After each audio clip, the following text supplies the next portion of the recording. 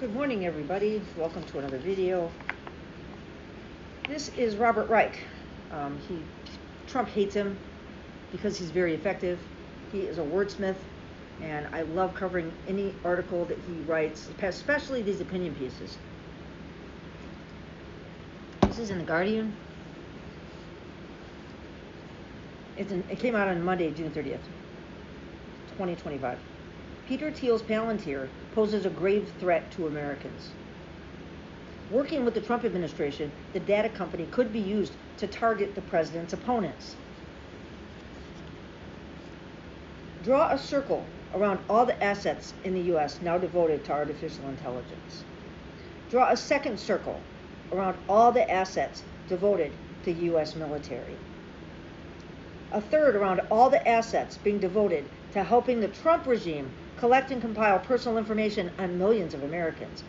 I don't even know how to draw that circle.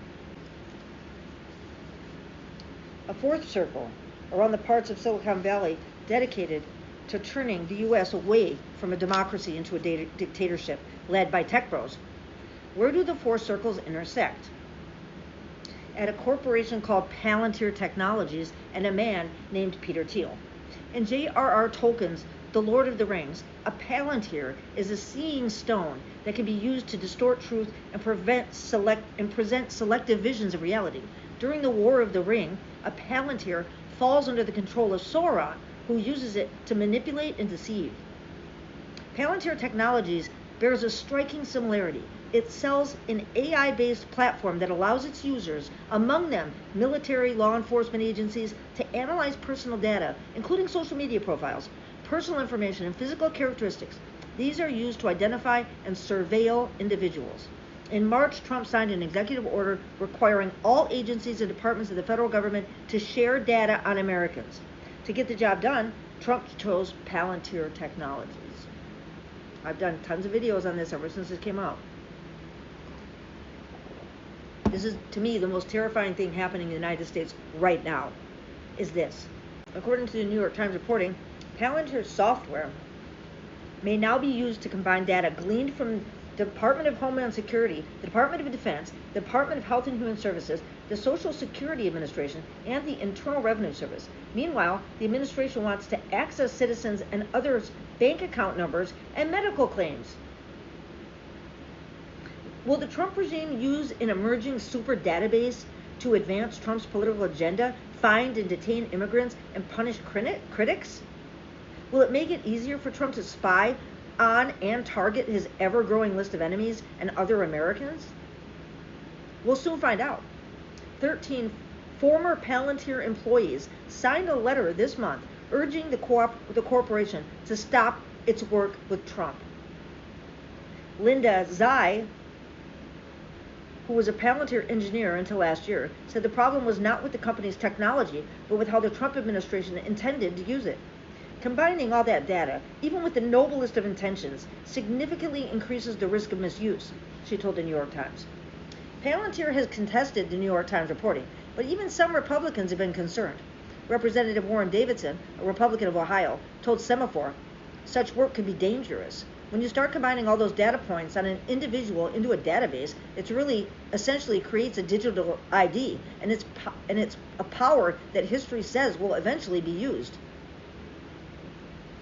And Trump's just the kind of guy to say, somebody's going to use it, it might as well be me. But it won't be, it'll be J.D. Vance.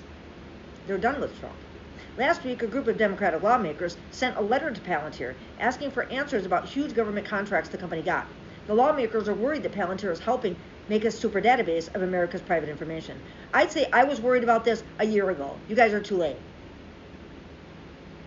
Behind their concerns, which Palantir called misguided, lie several people who are behind Palantir's selection for the project, starting with Elon Musk. Musk's so-called Department of Government Efficiency was behind Palantir's selection. At least 3 DOGE members had worked at Palantir, the Times reported, while others had worked at companies funded by Peter Thiel, an investor and founder of Palantir, who still holds a major stake in it.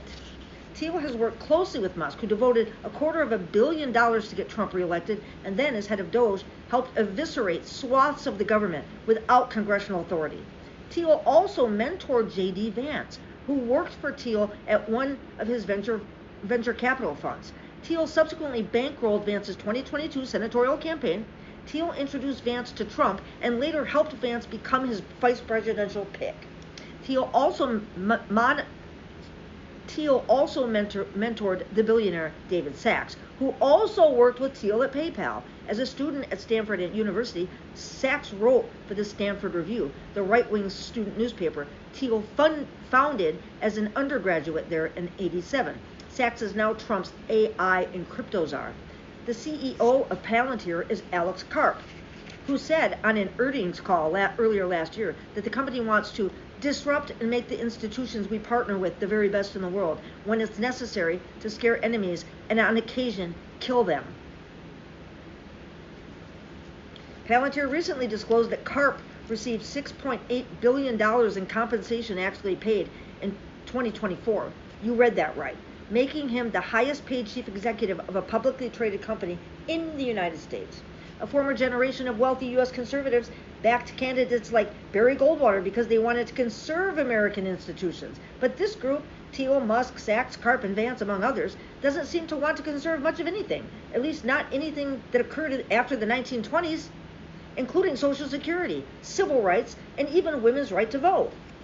As Thiel has written, the 1920s were the last decade in American history during which one could be genuinely optimistic about politics. Since 1920, the vast increase in welfare beneficiaries and the extension of the franchise to women, two constituencies that are notoriously tough for libertarians, have rendered the notion of capitalist democracy an oxymoron. Well, hello! If capitalist democracy is becoming an oxymoron, it's not because of the public assistance or because women got the right to vote. It's because billionaire capitalists like Musk and Thiel are intent on killing democracy. Not incidentally, the 1920s marked the last gasp of the Gilded Age, when the America's robber barons ripped off so much of the nation's wealth that the rest of the U.S. had to go deep into debt, both to maintain their standard of living and to maintain overall demand for the goods and services that the nation produced.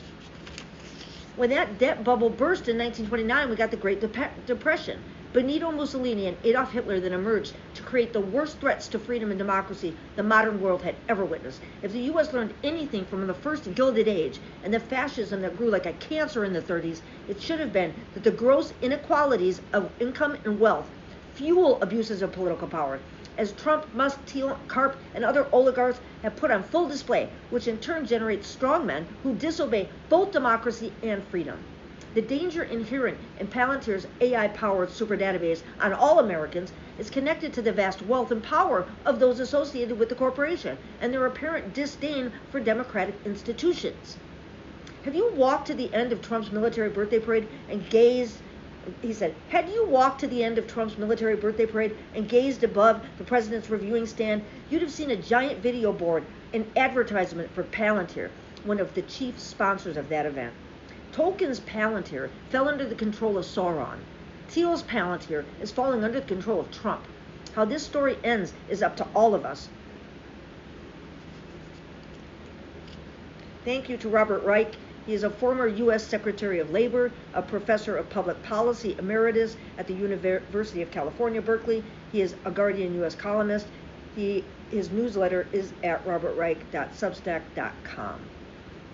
Thank you for watching my videos.